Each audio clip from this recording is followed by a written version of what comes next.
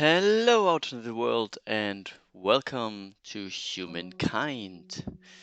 Today we are going to learn how to found your first city, how to exploit the resources around the city, and how to keep expanding because expansion is one of the most important parts of this game.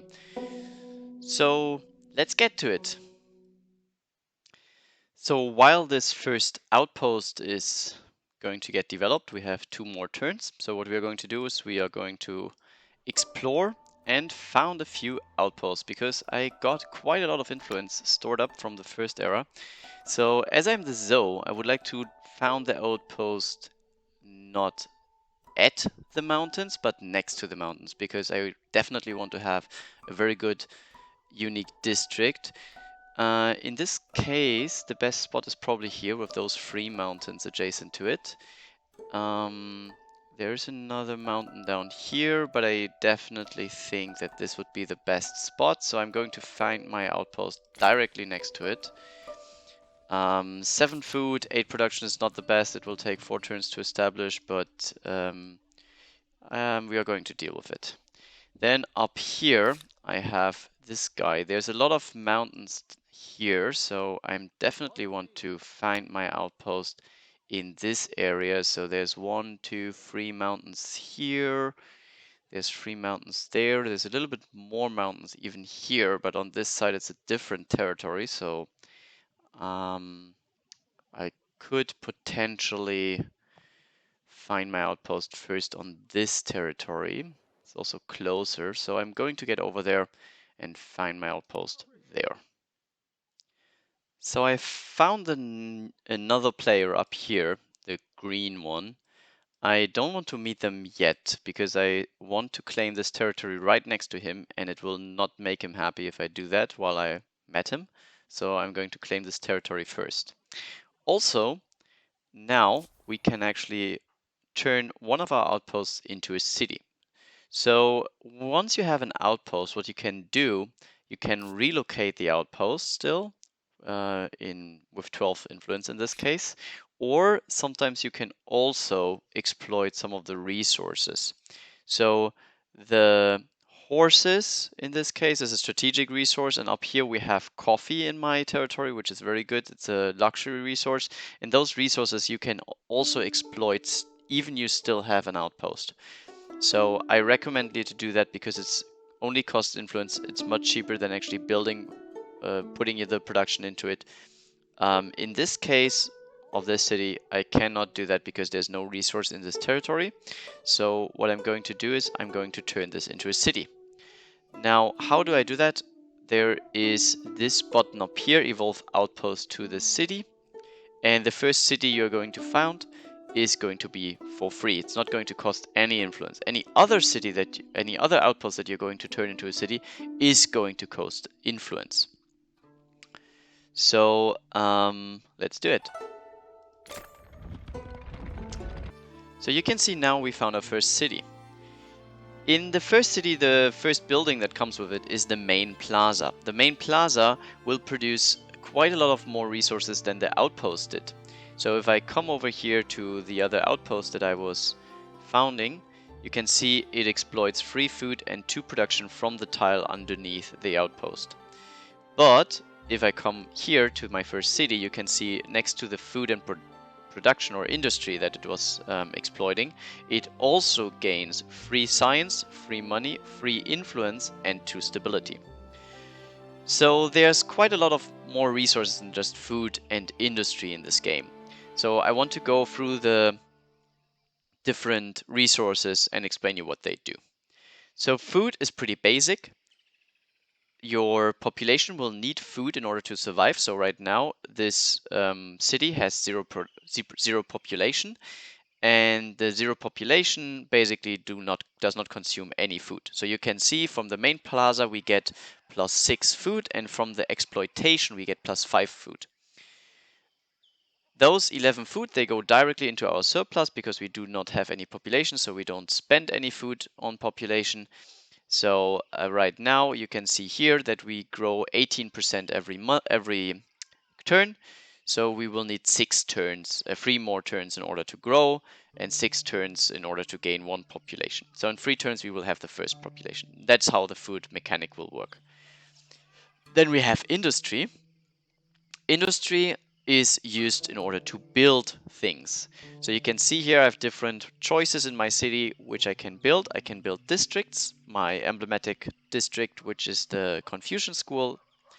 I can build the Farmers Quarter, I can build the Makers Quarter, who exploit food or industry respectively. I'm going to talk about the exploitation of resources in a different video.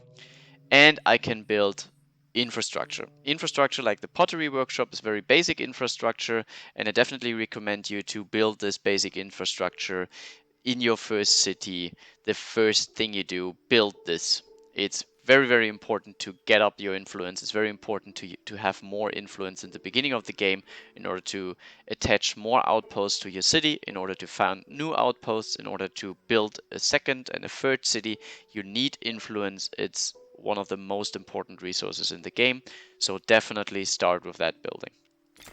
And there are also public ceremonies, which is like a reoccurring production that you can invest into doing other things. So for example, here I can invest production into making a feast, which will produce food every turn. Yeah, so +5 food every turn. Then we have money. Money is your economic resource, and it can be used once to speed up your production. So you can see here, I can buy out the pottery workshop for 104 gold, and then it will be done. Instead of investing the 50 industry, I can invest the 104 gold. You can also use money in order to upgrade your units, and you can use it for diplomacy and for trade. That's basically why you need money. So it's also a very powerful tool to convert your income into different other things like production. And of course, you have science. So this main plaza, it produces free science, and those free science, they go into our technology progress. So the technologies that we can research are part of the technology screen. In the technology screen, you can see in the beginning we have basically the ability to research four different resources. We can research calendar, which will give us access to the artisans quarter, which we need to exploit luxury resources, and the granary, which will help us to get more food from our farmers and an extra farmer slot, so to grow faster. We can research domestication, which will give us access to horses, very important strategic resource in the beginning of the game. Animal barns, which will give us more food per horse resource, and scout riders, which basically upgrades our scouts. We can research carpentry, which will make us able to clear forests, build a lumberyard for more production, or archers, so a defensive technology, or city defenses, which will make it possible for us to produce a garrison, palisades, or warriors. So those two are more like a defensive and aggressive techs. These two are more the economic techs. A calendar more the for the gold and for the food, and domestication more in terms of also food and horses. So I'm going to start here with the artisans quarter because I have access to coffee in one of my districts, and you can see now that most of the calendar technology is already researched. We need 35 signs in order to get this technology, and we only need 3 science. We only need 3 turns in order to research it, but we only do 9 science in those 3 turns. So the other science was handed over for us from the Neolithic era. If you want to listen more to how to master the Neolithic era and how to get that much science out of the Neolithic era, just press on the video that I'm going to link you on the top right corner.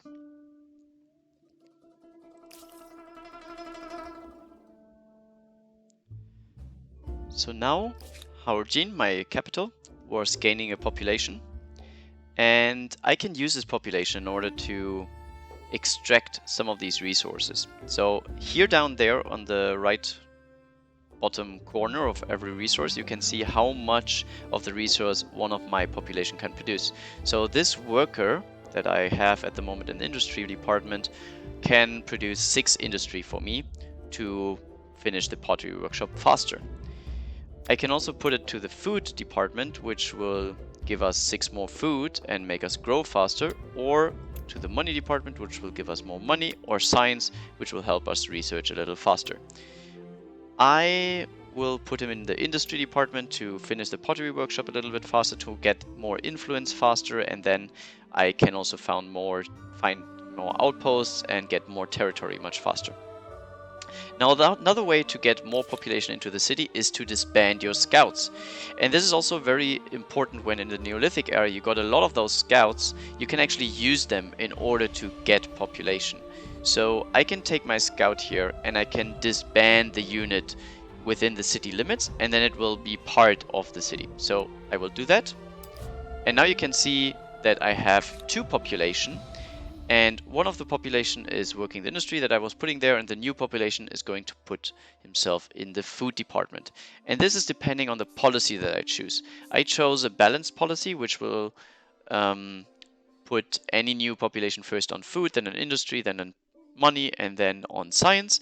And I can also choose a growth policy, which will first put everybody in food and industry until it's full. You can see here the population limit is 1 out of 2. And only when those 4 population are working food and industry, it's going to assign it to money. Whereas in the balance policy, it's first going to put it on food, then industry, then money, and then science, no matter how much population limits are there. I can also choose an economic exports, which will prefer industry and money, public control, which prefers food, and then technology subsidize, which prefers money and science, and expert policy, and then I can basically choose my own order of things. So in the beginning, I recommend you to use city growth, which will help you to grow your city, which will help you to get more population faster. And you can see I definitely need this population now in the food department, because my population, those 2 population, they are consuming 16 food. So the food that I'm producing 17 food, is barely enough in order to keep up my population. If I move him out of here, you can see that I lose food and I will lose a population. And I just disbanded the unit, so there's no point in losing population.